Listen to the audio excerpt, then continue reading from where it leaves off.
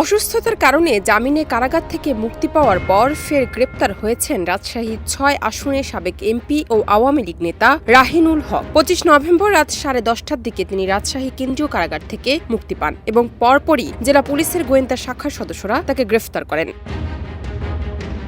জেলা ডিবি পুলিশের পরিদর্শক রুহুল আমিন বিষয়টি নিশ্চিত করেন। তিনি বলেন, রাহিনুল হককে গ্রেফতারের জন্য চারঘাট থানা পুলিশের রিকুইজিশন ছিল। সেই অনুযায়ী রাতে সাহেববাজার এলাকা থেকে তাকে গ্রেফতার করা হয়। এখন তিনি ডিবি হেফাজতে আছেন, তাকে চারঘাট থানায় হস্তান্তর করা হবে।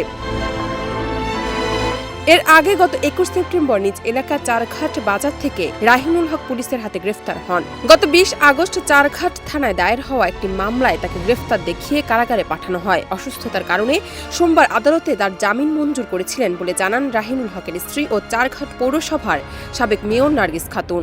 এদিকে সোমবার সন্ধ্যায় রাহিনুল হকের জন্য রাজশাহী কেন্দ্রীয় কারাগারের সামনে অপেক্ষায় ছিলেন তার ছেলে রেজাউনুল হক তরঙ্গ। তখন তাকে অপহরণ করতে গিয়ে ৫০,০০০ টাকা মুক্তিপণ দাবি করা হয়। তবে স্থানীয় যুবদল ও ছাত্রদলের মধ্যস্থতায় তরঙ্গকে মুক্তি দেওয়া হয়। জান্নাত নিপু, দেশ রূপান্তর।